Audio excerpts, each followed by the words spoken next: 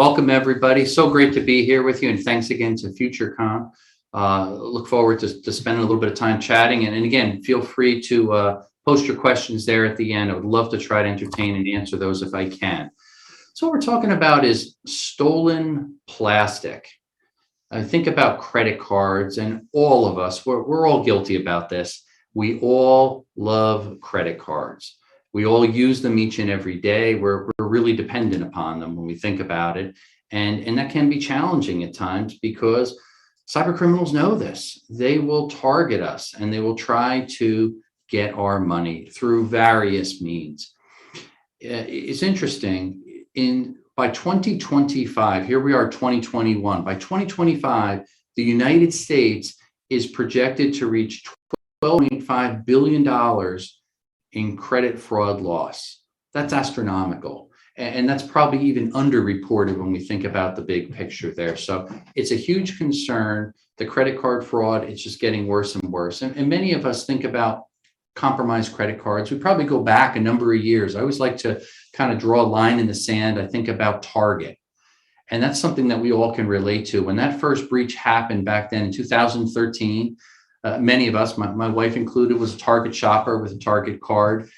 40 million credit cards were compromised back then. And not much has changed since then. The methods that cyber criminals are using to compromise our credit cards certainly has adjusted, be it online, be it with skimmers, and some of these things we'll talk about. The methods that they sell the cards on the dark web, some of those things have migrated and changed so it could be more efficient and profitable. But credit card fraud is still fundamentally a problem, not just here in the United States, but even globally. So I think it is a very big concern for something else to think about. And it's interesting, if you look just in the US, here we are at the show, Tampa, Florida. The top 5 states with the highest percentages of credit card fraud are what? California is 45%.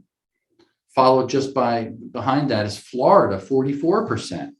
Then Georgia, 42%, Alabama, 42%, and Maryland, 40%. So those states, those 5 states have the highest credit card fraud. And that is concerning there. And they're working hard with law enforcement, many of these companies, to try to remediate this, but it's still an ongoing problem. And it really hasn't gotten better. There's so many reasons for credit card fraud and credit card compromise. When we look back at something such as Target, as we talked about, and other retail sectors, what was it typically? It was third-party access. That's often the problem. And one thing that I always try to share with people is the importance of using multi-factor authentication if you're working remotely, accessing your company's network. It does add a little bit of layer of time. And I always try to say you have to balance security with convenience. Sometimes something that's a little more secure is not as convenient. It takes an extra step to maintain that. And in many of these compromises, people are accessing remotely into the computer network and they're not using multi-factor authentication. So ask yourself that question. If you're not doing that, take the time to do it, learn how to do it. It's not that difficult. Again, it's that extra step, but it really adds that layer of security. When I often present to audiences, I try to break it down and help them appreciate the importance of implementing layers of security. And that holds true so we can protect what's near and dear to us, our personal information, our identity, our credit card information, whatever the case may be. And just to relate, it is something that we all can, whether we live in a home or an apartment, we think about these layers of security. If I'm going to lock my house, it's not just a simple lock on the doorknob. No, I'm going to have a deadbolt on there. I'm going to have an alarm. I'm going to have a camera system, maybe the alarm stickers, different layers of security, again, to deter the thief. And that's for a physical robbery. I want to deter them to the next house. And that's what they'll typically do. With cybersecurity, there are things that we can do that don't cost that much money that will keep us safer, that will keep our cyber posture safe. We talked about multi-factor authentication, very important. We talk about passwords, how important passwords are, long and strong, not reusing the same password. So if we're shopping online, if it's Amazon or whatever else, online shopping with, again, our credit card, make sure we create a long and strong password that's unique to that specific login site. If you say, Scott, I can't remember all these passwords, it's too hard, you're not alone. I write down the passwords that are near and dear to me on a little black book. And again, layers of security. I lock that black book up in a safe that's in a locked office, in a locked building with cameras, alarms, so on and so forth. Layers of security to those few passwords that are very secure. Otherwise, I use a good password manager. And that, again, helps protect my personal information, protect my credit card information, login information. All of those things are important that we do, so we're not victims of identity theft and credit card fraud and everything else, having our accounts hacked and compromised. So we need to just think about these different layers of security to keep us safe. Very, very, very important, especially in the world that we live in. What's happening now? And there's many scams that are trying to get us to compromise information. I had one just the other day. This would be classified as a phishing scam. And it was appearing to be from Wells Fargo Bank. And I'm reading the email and it said, your card is compromised. We need you immediately to click on this link and re-enter your card to verify so that the security department can make sure they stop transactions. So I'm reading through it rather quickly and it's like, wow, this really looks convincing. The only problem is I don't have a Wells Fargo account.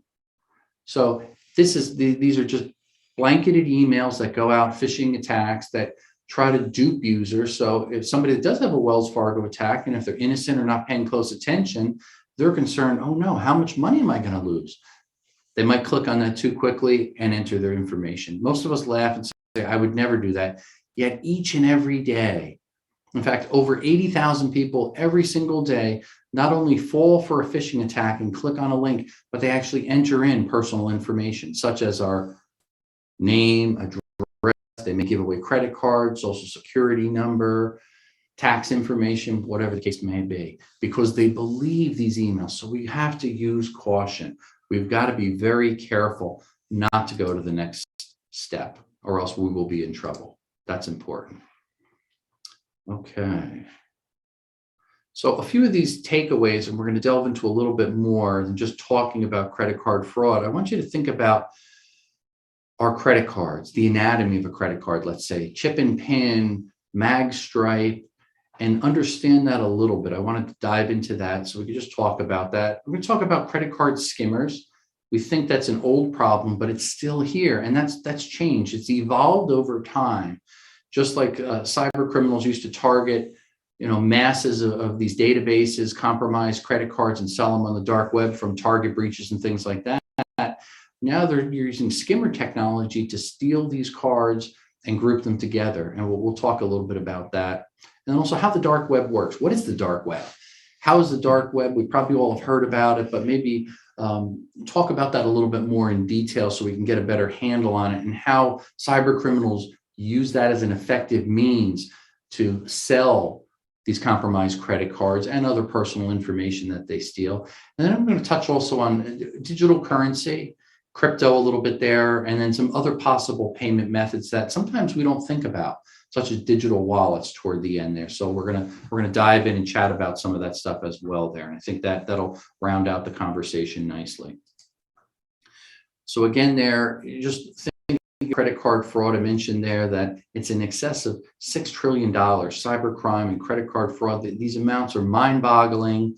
It's hard for us even to try to fathom it, because it's just so unbelievable. It just keeps happening. It's growing and it's growing and it's growing. So really, we want to realize this is an effective means for cyber criminals to profit. They are targeting each and every one of us. If they get $1 from us, it's very effective, and we have to be careful there. So we have to put up our guard and use caution. So let's just focus for a minute thinking about our traditional credit card. We reach into our wallet. We reach into our purse. We pull out our credit card. Likely what we're probably going to find on it now, especially here in the US, which is most of this audience, we're going to see a chip and pin on there, right? That's going to be on there, integrated into the card. And in fact, there's a picture of it there. You can probably see it adjacent to my head there. And on the card on the back, if you flip your card over, take your card out if you have a second. Take your card out, flip it over, and I want you to ask yourself this question kind of rhetorically: do I see a mag stripe on the back of my card? Majority of people are probably going to say what? Yes. There are some cards out there that now are not don't have that magnetic stripe there, which are much more secure. But predominantly in the US, that mag stripe is still there. And that's really fundamentally what we have to realize where the concern is, because what's going to happen is when we stick that into a traditional point of sale terminal, if that card, credit card, debit card, if we use that at an ATM to withdraw cash, if we go to a gas pump to pump gas and put that in there, that's where there's especially a problem, because 90%, more than 90% of all the gas stations throughout the United States, therefore millions of gas pumps, still take traditional credit cards. And they have a simple mag stripe reader there that will read the data, track 1, track 2 data, CVV, information off the back of our credit card, even if our credit card is chip and PIN. Again, so most of us have chip and PIN credit cards. Ironically, it's reading the mag stripe off there. Why? Well, they still have not updated the gas pumps to chip and PIN technology. Now, there was a mandate, it was pushed forth last year, end of 2020, I believe, in October timeframe, to actually upgrade this to accept chip and PIN technology. So it's slowly happening. If that's not done, what happens is actually there's a liability shift. So what that happens is it moves down from the issuing bank, credit card company, down to the location that accepts the credit card and processes it. In other words, if I'm a small business owner and I'm running a gas station and I accept credit cards and I don't upgrade my equipment to accept chip and PIN, I take on the burden of the liability if there's credit card fraud there. So what's going to happen? Well, obviously, this is going to push station owners to start spending money and upgrade the security to make it more secure. That's all good. And that same thing happened. It was back in about 2015, post-Target breach and all the other retail breaches. There was a liability shift that implemented in the retail sector to upgrade the point of sale terminals to accept chip and PIN. Again, very good. The money was spent. Go to a retail location. You probably find you take your traditional credit card that's chip and PIN, you stick it perpendicular into the front of the actual terminal so it can process it. Takes a little bit more time, but it does work. And here's the irony, just to share interesting fact. I always reflect upon this. Pre-Target breach, before 2013, Target actually did a pilot, and they developed work with developing the first chip and PIN technology to prove it out in an actual real world location. And they proved the technology really did work. It was more secure. However, there was a slight problem with it. The downside is it took a little bit longer for transactions to actually process. After they did the pilot and their studies, they looked at it and they looked at security versus convenience, and they traded security for convenience and wanted customers to go out faster. And hence, what happened? They abandoned chip and PIN. And that was a concern, because when they abandoned the chip and PIN, what ended up happening? They migrated right back to traditional methods, and credit cards can still be compromised easily. So they lost that security there. And then not too shortly after, they were compromised with that major data breach of the 40 million credit cards plus that I mentioned there. So sometimes technology, if it's implemented at the wrong time, can cause havoc and can cause some challenges. And there, we certainly see that case there, which makes people wonder. Okay, let's see. Let's hop over to, there we go. Next slide. I talked a little bit about skimmers, and I'm going to focus in on it. But one point I wanted to touch on just briefly that I think is important is when we go anywhere and use our credit card, and again, this is fundamentally, we're thinking about credit card fraud. Chip and PIN was designed so it could be secure. So when you have this PIN, it will basically verify, yes, this is Scott using the card, and it's going to send something that's truly encrypted there, tokenized encryption, to make sure that it's safe. The challenge is we take our cards, our chip and PIN cards, we stick them into the point of sale terminal. And I want you to ask, again, a rhetorical question for those in the audience there. When you go to Target or anywhere else to Quick Check, I don't know, wherever you shop, and put in your chip and PIN card, do you actually enter in the second part of it, the actual PIN? Interesting. Well, it's chip and pin. We're supposed to enter in a pin. I don't have a pin to enter. Most people don't actually enter a pin. What is the pin? The pin is really similar to, as I talked about earlier, two-factor authentication, another level of security to verify who you are. Knowing that, yes, this is Scott's card. I know the secret code here on the to enter in its pin. Instead, even though despite the billions of dollars that have been spent to upgrade retail terminals, and now that's starting to happen on gas pumps and everywhere, wherever credit card's accepted, you stick your card in there, chip, and what do? We sign our name. So that's really called chip and signature. So it's missing out on part of the security, that authenticator that validates, yes, this is me, Scott Schober, authorizing this purchase. Why is that such a problem? Well, think about it. Have you ever gone to the terminal? I do this whenever I use chip and pin terminal. They ask me to sign for it. I sign Mickey Mouse. Have I ever been flagged or stopped in a purchase? No. Why? Because nobody is authenticating or validating that Mickey Mouse is truly my signature. So we see the problem there. It's improved security, but it's not what it should be. Now go outside the US to other countries. They are truly using chip and pin. They're entering a pin in there that correlates and validates who they are as a good solid authenticator. So I think that's just a small point, but it's an important point that we need to realize. We've come a long way. We're still not there yet, and we've got a long way to go in certain areas. And I think until we realize that, we have to be cautious where we take our credit card and put it out into a machine or point of sale terminal. Now, again, back up, we talked about that mag stripe on the back of your card. Still, a good high percentage of all of us have mag stripes on the back of our cards, be it a credit card or be it a debit card, that has our information, our credit card information housed on there. Why are we so concerned about that if it's chip and pin? Well, again, because a lot of the old terminals where we stick this card in or where it's run or swiped is still using traditional magnetic head reader there, that as we swipe our card or insert our card, the magnetic head will read the information off the magnetic stripe. And that's where the concern is, because cyber criminals realize this. Our slow adoption rate to upgrade the terminals throughout the United States, again, in all these different sectors, is causing some challenges because cyber criminals can simply put a second read head there. So they could read the credit card information, be it a debit card information, and then copy your card, steal your information. And they do this by means of skimmers. Now, skimmers have been around for well over a decade, lots of different types of skimmers. Many types of skimmers are deep throat insert skimmers where they'll slide it down into the neck of the machine.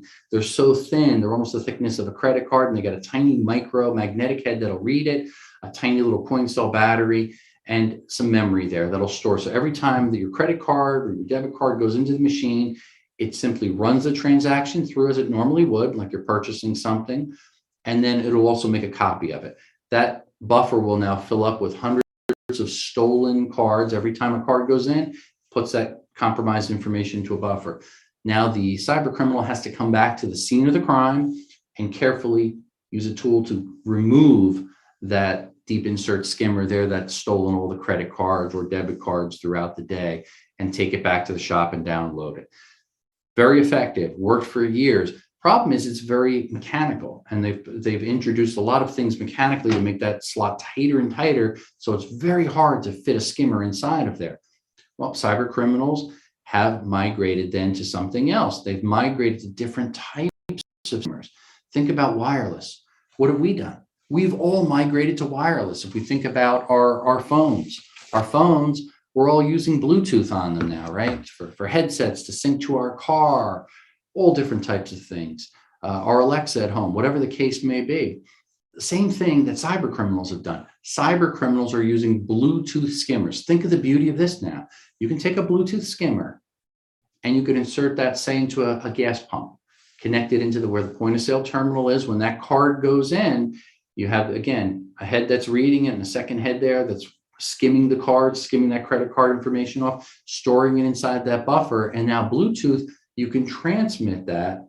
So all you have to do is insert it one time into the actual gas pump in this case, drive up within a 75-foot proximity of where that Bluetooth skimmer is. And with a laptop, a cyber criminal can pair, because again, it's Bluetooth, 2.4 gigahertz, fast frequency hopping.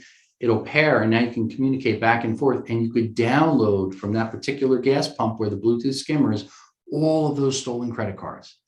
Interestingly enough, the average Bluetooth skimmer that's inserted in a gas pump, for example, $116,000 before it's actually discovered and found and pulled out of there.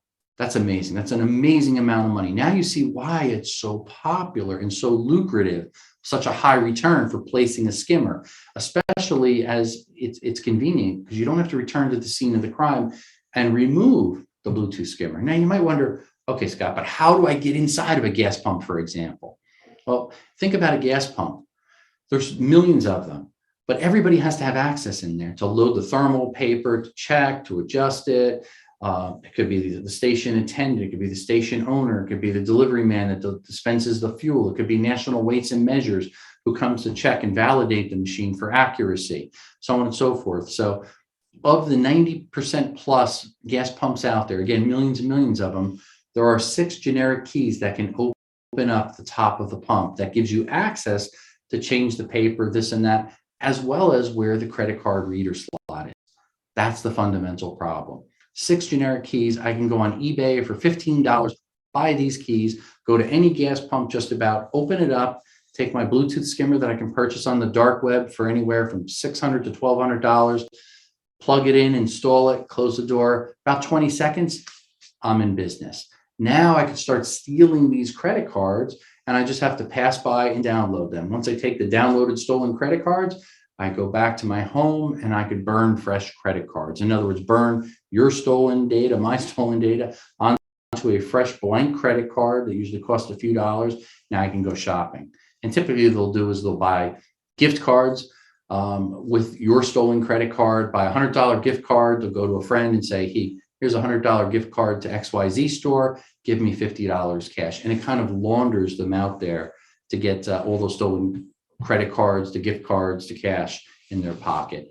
Or they'll accumulate the masses of them, they'll package them and say 10,000 stolen credit cards into a database, and now they'll sell them on the dark web. And we'll get into that next, a little bit how that actual mechanisms work there. But again, we see how effective it is to steal and dispense this information all through the use of skimmers.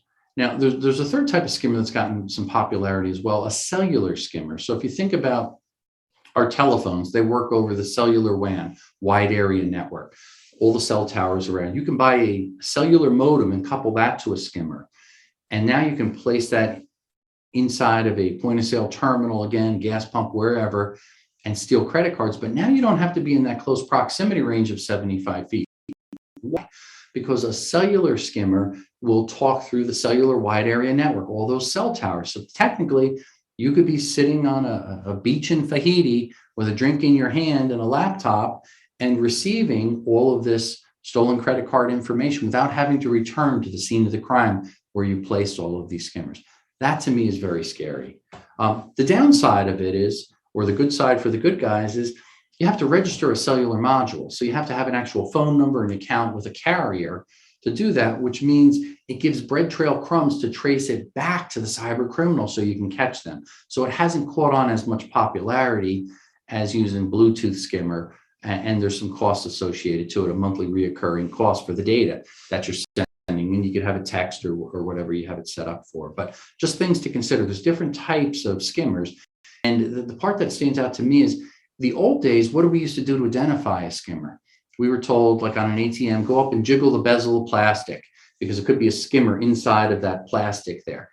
But what are we finding? They're going inside of the machines. The same is true with an ATM machine. You might wonder, how do you get inside an ATM machine? Well, again, based upon different manufacturers, there are somewhat generic keys to open the top of the ATM to change the paper, do basic maintenance, and lock it up. Now, for years, there's nothing really sacred up there. Where's the sacred part and the security part of an ATM? It's at the bottom where the big safe. It would take you 3 hours with a 1/4-inch carbide bit just to drill a hole through there. So to get inside of a safe, inside of an ATM is very difficult. And the cyber criminals don't even try to steal the physical money. Instead, they try to place a skimmer at the top. So again, when you stick in your debit card at the ATM, they can get that. In addition, they have to couple it with what? A small pinhole camera. So when you're entering in your passcode that's near and dear to you, they can pick up on that. Now they have to make a corollary between the compromised debit card that's skimmed through the Bluetooth skimmer, and they correlate that to the actual video footage of you entering in your PIN. So simple tip, if you are using an ATM, make sure you put your hand up and cover it so you block the PIN. That's one of the easiest old school techniques that will prevent a hacker from getting your PIN if they do compromise your debit card from a skimmer. So again, simple things to just keep in mind. Let me just jump back for a second here on that screen, the PowerPoint slide. If you look at that, and it was the middle picture there, let's see if I can go back, or if you could throw that back up for me there, FutureCon. The middle picture had something that was an interesting tell. And yeah, there it is. Thank you so much. Look at the middle picture. Now, thinking about ATMs, oftentimes we go to our bank and we have to get into the bank to access the ATM. There's a vestibule. It's usually glass so you can see in, well-lit camera, so on.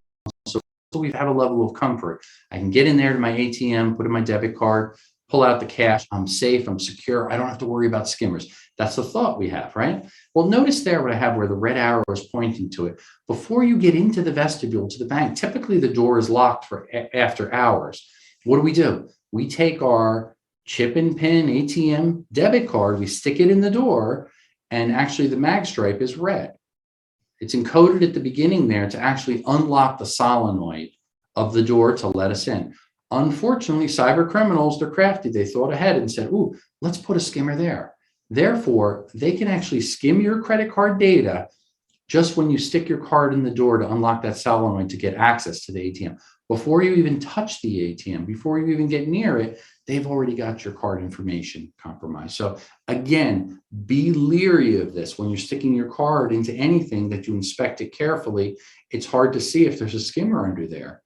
So we have to use caution. I always encourage people, if you find a bank that is secure, that you're comfortable with, that you go to the same bank and inspect things very carefully there. Most banks are getting better at doing actually daily inspections in the morning, at night, and checking anywhere a card goes into a slot that nothing is tampered with, and they have cameras on there.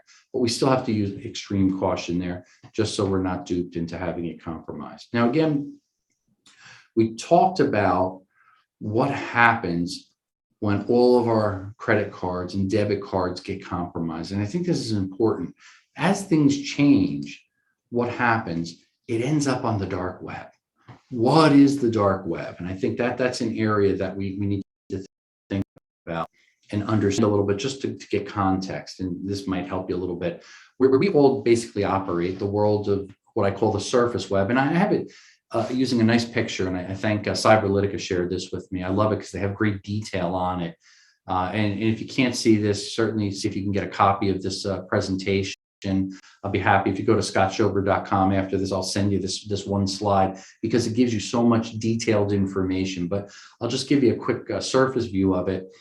The surface web is the top part of that icicle there, or iceberg, that's sticking out of the water. And what's there? Those are all the different things, the area that we work in every day, and using Google and other different applications and things when we're doing a search or whatever, working on the web. That represents a very small part about the web. And all of those things are indexed. So they know exactly where to go to actually get there. It represents, I think, about 0.2% of the entire web, the entire internet. And that's pretty amazing. Now, if you contrast that, look at the deep web, what's underneath the surface of the water. If you're looking at that picture there, that's 500 times larger than this surface web at the very top that you see there, and representing about 99% of all this other information that's there. And that area there, you can't necessarily do Google searches because it's unindexed. And now there's a layer even below that, the very bottom, if you see there, it's a little bit darker there, called the dark web. And again, that's a much smaller part of it. And oftentimes, and again, I want to qualify this, everything on the dark web is not necessarily bad stuff. everybody assumes the dark web is all bad. Not necessarily true. A lot of stuff is bad. There's about 12,000 websites in the dark web. There's a lot more than that now, but that are roughly known. And many of them, a high percentage, do have criminal activity going on there where they're buying and selling drugs, guns, children, prostitution, stolen credit cards, identity theft, you name it. And it's a very lucrative empire down there because you can do these things without easily getting caught. Let's contrast it for a second, something we can all relate to. Old school bank robbers, what did they do? They would show up at the bank, they'd probably put a mask over their face, which of course we all wear masks now being COVID, but imagine a full face mask so you couldn't easily discern who it is. They've got a gun in their hand or a note and say, give me all your money. And then they rob the bank and they hop in the getaway car and take off. Well, in that process of robbing a physical bank, what are some details to who that criminal is? Well, somebody could see the person, how tall they are. They might see their eye color, hear their voice. They're caught on camera. There's imaging systems. Their mask is down a little bit. The particular type of gun, the make of the vehicle, the license plate. Maybe the money is actually imprinted, or they're looking at the serial numbers so they can catch them. So you see all these different things or different ways that you can catch a bank robber. Now let's contrast that. Go fast forward 2021. As the criminals migrate down to the dark web, it's very different. It's not indexed, so it's not easy to find the particular website where they have their criminal empire. They could move that around to another unique address. The information in the dark web is encrypted. So it was designed initially by the US Naval labs, and it was used for good purposes, for honest people communicating, media dissidents in remote parts of the world, so they have a free way to communicate, but stay anonymous. The information, the traffic is actually bounced around, so different IPs and different spots of the world. In other words, it looks like right now I'm, in Turkey, another minute it looks like I'm in China, and now it looks like I'm in Florida. So it's hard to trace where the origin of somebody is on their computer using the Tor network is what it's called, and using the dark web and down there and going to different sites. So you have to know that specific site. The data is encrypted as well. So there's layers of things to protect the anonymity of any user that's going down in the dark web using this Tor network, as it's called. And there's a Tor browser specific to that. If you are going to go onto the dark web and you're curious and you want to see things, obviously use caution.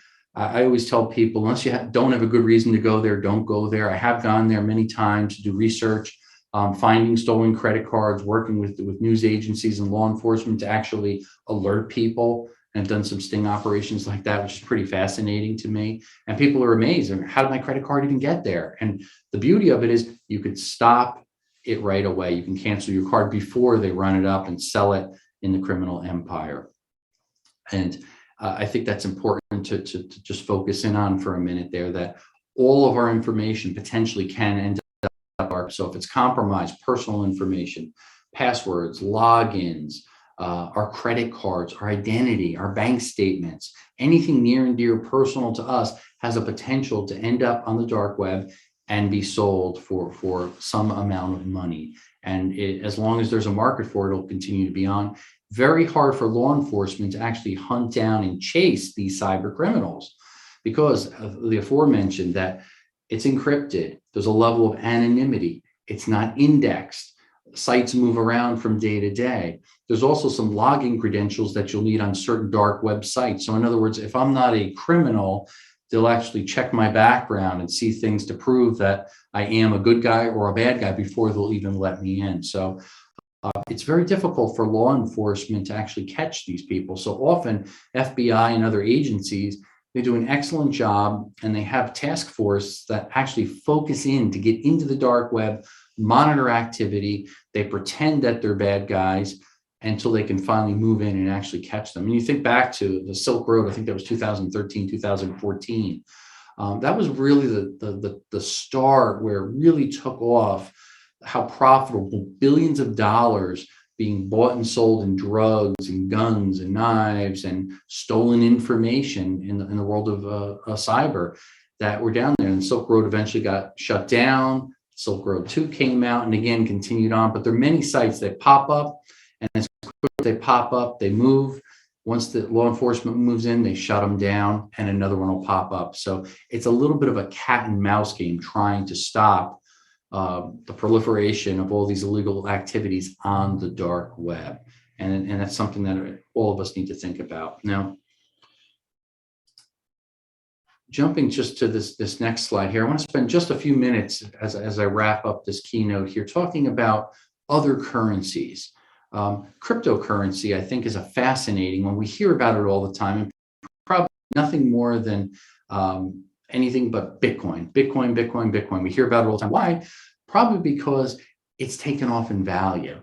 I remember a couple of years ago, I was doing an interview, I think it was on Cheddar, on the NASDAQ, the stock exchange live, and talking about Bitcoin. And at that point, it was peaking. And my prediction was it was going to certainly exceed $10,000 in about 3-4 months, one Bitcoin to 10,000 US dollars. It certainly exceeded that. Now we're talking 50, getting close to $60,000 in price for a Bitcoin. That is unheard of. So I think a lot of the investment community, the speculative community, people wanting to get rich quick, has driven that up there. And there's only a finite amount of Bitcoin. So Bitcoin is basically digital currency, a cryptocurrency. It's one of over 10,000 different types of crypto coins. And that's going to start becoming more mainstream. The negative side of it is it's closely associated to cyber criminals using it as a means of payment. Why?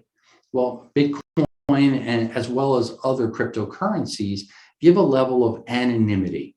And when you have anonymity, it's hard to trace it back to who purchased these crypto coins initially and what they're buying and what they're selling. It makes it very cloudy. So when you couple using the dark web for compromised information that criminals are selling, and they pay with cryptocurrency, and Bitcoin is predominantly what's used, it can be challenging. Now, law enforcement, to their credit, has done a great job. There's been a couple large busts, the recent ransomware bust of Colonial Pipeline, JBS, and some of those, what they've actually done is a ransom was paid, but then they were smart enough to contact law enforcement right away and share the actual ID of the digital wallet and the amounts that were paid to the cyber criminals in ransom.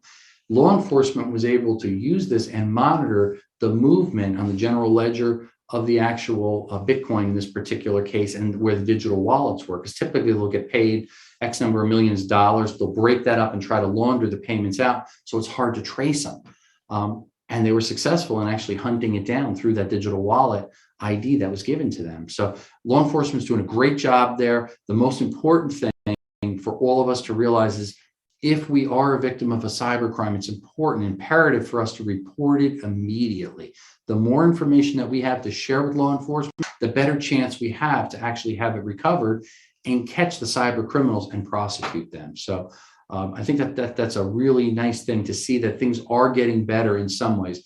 The sheer number of ransomware attacks and things like that, well, not necessarily, because we see a huge rise and uptick in ransomware, and the ransoms are getting higher. We look at 2018, average ransomware was about $5,000. Fast forward to where we are here in 2021, it's about $200,000 payout, the average ransomware. That's a huge increase. So you see how lucrative it can be. So again, cyber criminals are, they're still chasing credit cards, debit cards, skimmers they're using, and they're also starting to look at new means to grow their criminal empire. Ransomware attacks, very, very powerful and very, very lucrative. It is important to talk about alternatives. And a lot of times I don't want to look at all negative and say the credit card, don't use a credit card, don't use a debit card because they're insecure and they're not safe. To some degree, that is true. And I use caution. Cash is king. I keep cash in my wallet. I tend to use cash wherever I can, so I don't have to whip out my credit card. I try not to use a debit card unless I know the exact bank and I'm comfortable with it. And I even prefer going in the bank over using an ATM machine to minimize the chance that somebody put a skimmer in there. So it's weighing the risks and trying to balance that out. But I would like to encourage people to consider another option. What is that option? Well, do we think about, if you can see that, iPhone, Google Wallet, and Apple Pay are both forms of digital wallets, and digital wallets are much more secure than traditional credit cards. We talked a lot about credit card fraud. We talked about skimmers and the dangers and ATMs. Now, if we look at using a digital wallet, think about that. When we make a payment, if I use Apple Pay, I'm going up to the point of sale terminal that's upgraded for chip and near field communication, get it close enough to the terminal. I'm sending out a one-time token that's encrypted, and it's end-to-end encryption. So throughout the whole credit card processing ecosystem, I am not ever sending out digitally my credit card number or who I am. The bank knows who I am and has my credit card tied to my bank account. And that's what's important. This is encrypted, end-to-end encryption. It's safe. It's a one-time token that's used, and it works beautifully. There, we actually have a nice balance between security and convenience. So I encourage people, look at Google Wallet, look at Apple Pay, and consider that in your purchases. Now, I know what you're probably saying is it's not accepted everywhere, and that is true. It is not accepted everywhere, and I think that's important. Hopefully, with time, more people will switch over to digital payments, and it will stay secure and it will stay convenient. It can be a challenge. We have a disproportionate balance, I guess you could say, in the United States, especially, where we as consumers using our credit card, we've got great laws for protection. In other words, my card is compromised, I'm going to be protected. I called my bank, hey, my card was compromised. I'm only on the hook for $50. If I'm a good, loyal customer, I ask the bank, can you waive the fee? 9 out of 10 times, they'll say, don't worry, you don't have to pay the $50. It's a little bit higher and a little bit more legwork if it's a debit card. And there we got to be careful because they're taking money out of our wallet, out of our purse immediately. And we have to fight a little bit more to get it back. Whereas a credit card, we'll get it back instantly. However, why? Well, it's because we're all paying for it in interest rates. Between 3 and 4% of the interest rates that people pay throughout the United States, that's to cover credit card fraud. That is a tremendous amount of money, billions and billions of dollars to do that, to cover it. And that's why the banks are very quick to cancel old card, issue a new card. That's a concern we have to be careful of. So we might want to think about that. And I think with that said, we probably, it's around 11 o'clock. We wanted to wrap it up there. But again, just reflecting back a couple takeaways, and then I think they're going to invite Kim back up here and we could chat a little. And again, if you have any questions, think about credit card fraud a little bit differently, hopefully in the future. How big of a problem it is, I covered. When you take your credit card or your debit card out, just think before you're too quick to swipe or stick it in the machine there. Look at your surroundings, use the common sense physical security there. And consider, if you're considering cryptocurrency, do your research first. And I highly encourage people, take a look at using a digital wallet, be it Google Pay, Apple Pay, do some research on it, talk to other people. And I think you too will find it is a very secure form of payment. And again, thank you so much for your attention. Allow me to take a little bit of time to handle this keynote, and thank Kim and everybody behind the scenes at FutureCon for putting on a great show. Really, really thank you. And happy to talk to Kim and entertain any questions that come up now. Okay. Thanks, Scott. We do actually have some questions. Okay. I have a question from Jose saying reporting where any resources would be appreciated. Resources for reporting it? Sure. There's a whole bunch. Actually, if you go onto my website, I actually have some of that listed, and I have it, of course, in my books as well, but I could send a couple links to you there where to report it. You start out always with local law enforcement. And so say it's compromised at a gas station, you would actually talk to the local law enforcement, and it becomes actually a federal investigation where local law enforcement contacts federal investigators, typically FBI or Secret Service, depending upon the level. They'll come in and actually do an investigation. You can also report it to the FTC, and they will help out there. And there's a lot of great resources online. Again, shoot me an email. I'll be happy to give you a couple of those links. I don't know them off the top of my head to rattle them off, but reporting it is really what is key. And then obviously you report it to your issuing bank. immediately when that happens. And there's a short window, I should add. I forget what it is. I think it's like 10 days or something like that, or 14 days that you have to report it, or there actually is a liability where it could come out of your pocket and they're not going to reimburse you. So really important to stay on top of your statements to see if there's any suspicious activity, and then you report it right away. One of the telltale signs when your card's compromised, $1 or $2 or a couple pennies will be run to test if the card is fresh and working. You see anything suspicious like that, pick the phone up and call just to make sure that it was not compromised. Well, someone also said, what is your website? My website is simply my name, scottschober.com. And there's a form on there you could fill out. And it is me that actually answers. And if I can't get the answer to you immediately, I will do the research and try to connect you with somebody that can get a better answer than myself. But hopefully I can answer most of your cybersecurity questions there in a timely manner. Chris said, is it a big problem for a credit card to be insecure with the consumer protections? A debit card is obviously different.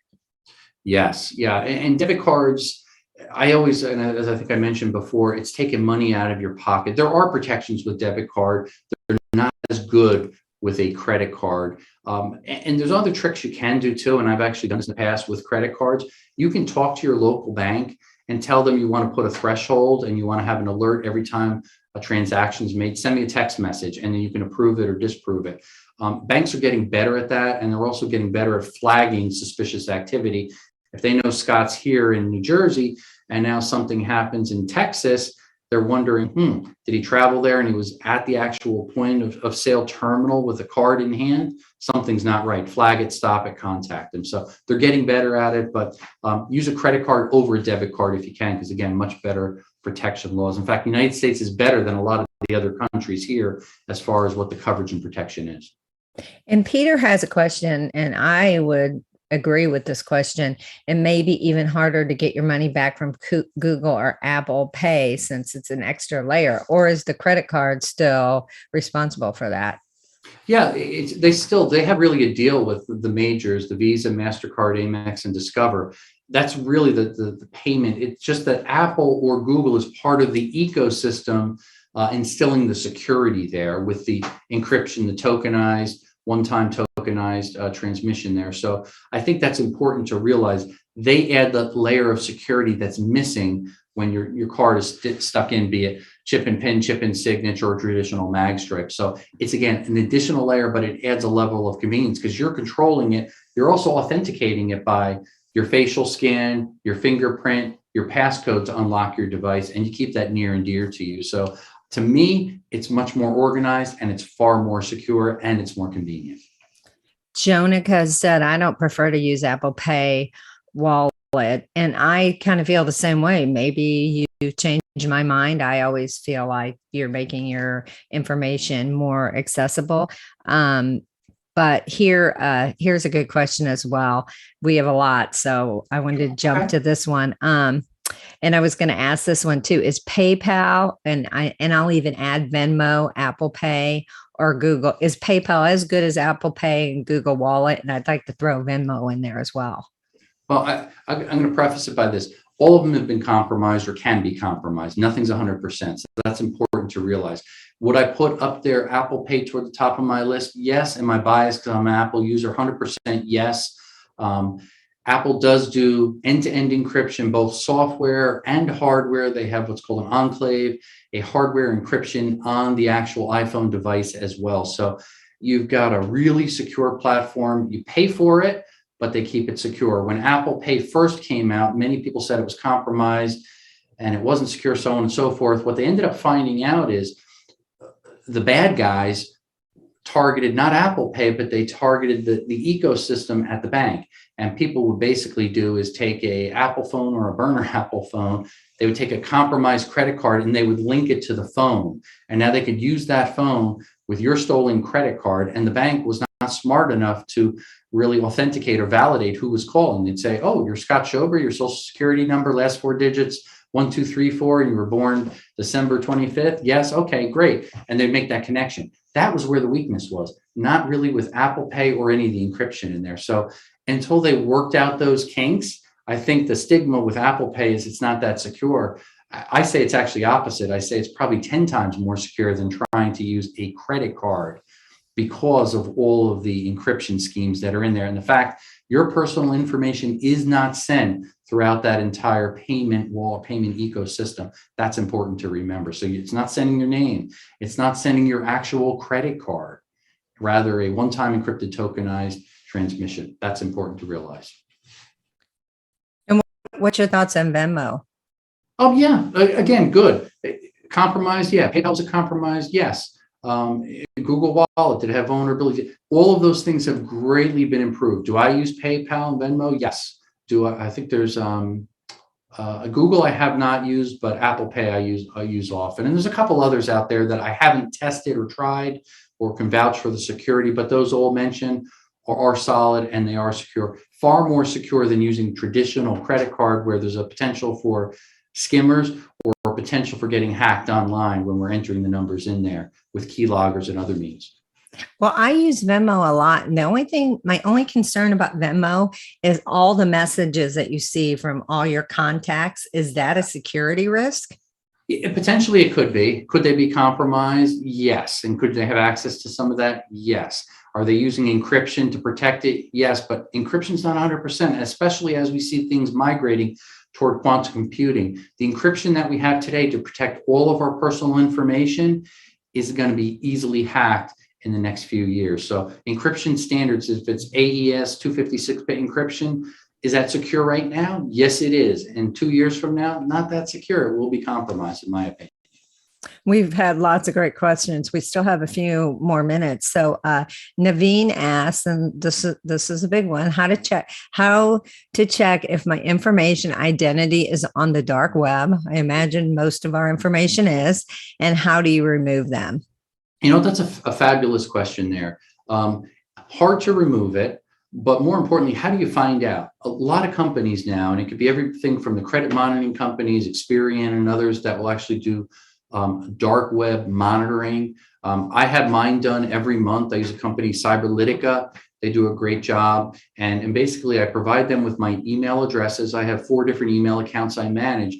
And I try to correlate, or I should say they try to correlate if my email address and login credentials are associated on the dark web to a breach. And they actually send me a report and they may say, hey, LinkedIn, your login credentials, high probability it was compromised. So what do? I go on LinkedIn and I change my password so nobody can take over my account. So excellent question. Doing dark web auditing and monitoring is important. It's not that expensive and it allows us to respond immediately and change our passwords before a cyber criminal might take over our account. So are there any last words that you want to leave? How can people find you, and how can people find your books, and just any last messages you'd like to leave? Yeah, absolutely. In closing, I want to hopefully encourage people. It's not all doom and gloom and hopeless when you think about credit card and fraud. There are other means of digital payments that are far more secure. They're not widely adopted, but they will be in the not too distant future. Don't be afraid to try some of these things out. Do your research, make the best decision for you and your family to keep safe. If you do have questions, as I mentioned earlier, feel free to visit my website. It's simply my name, scottschober.com. There's a form on there. You could fill it out. I get an instant email, and I will do my best to respond to answer any questions that you have out there. Any of my books, Hacked Again was my first book. Cybersecurity is Everybody's Business, or my latest book, Senior Cyber, for helping elderly with computers, the internet, and cyber issues. They're all readily available on Amazon. And if you do buy it, I'd love to hear your feedback. Feel free to post a review or rate the book up there. That's greatly appreciated. And hopefully it helps me to continually improve as a writer, as a speaker, as a presenter. And again, just in final words, thanks for a great day, FutureCom. Really appreciate this event. You guys put on great stuff, and look forward to another panel discussion a little bit later on talking about ransomware in the future.